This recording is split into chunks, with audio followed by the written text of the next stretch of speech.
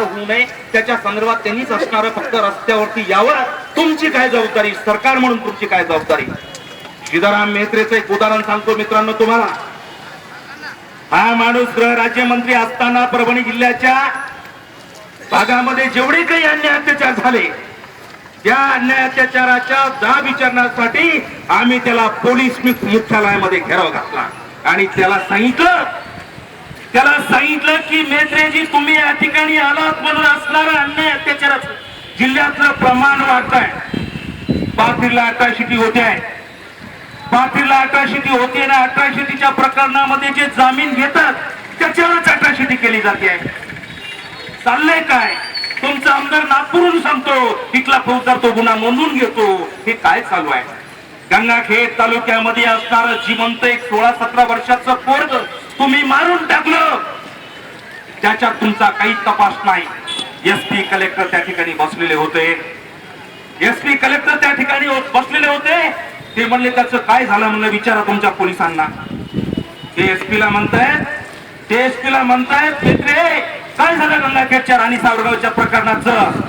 एसपीला निर्लज्ज निगरगट्ट उत्तर देतो साहेब ती आत्महत्या होती. काय सांगतो एसपी साहेब ती आत्महत्या होती.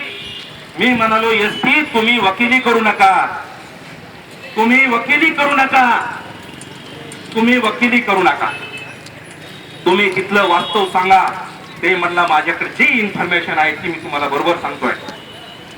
मी म्हणालो सीताराम मेहत्रेंना प्रश्न विचारला.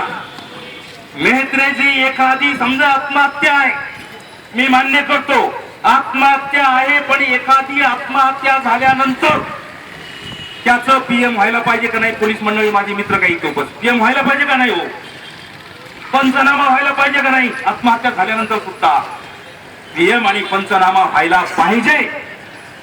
मेहत्रेजी म्हणाले व्हायला पाहिजे. मी म्हणले एसपींना विचारा झालाय का म्हणून. एसपी म्हणाले नाही.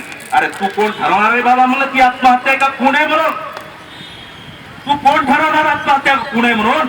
अशी मखलाशी अशी वकिली असणारी इथल्या लोकांकडून इथल्या लोकांची केली जाते. इथं आमच्या मंगळच्या पलीकडच्या भागामध्ये एक गावामध्ये शिकणारा पोरगा इरीमध्ये खेचून मारला आणि त्याच्यासोबत त्याचा कार्यकर्ता असणारा एक पुढारी सांगतो की आमच्या आपसातल्या प्रकरणी मिटवून घ्या. मी जातोय एसपीला भेटायला, ते एसपी म्हणतो जिल्हा इजलाय, तुम्ही कशाला पेटवता?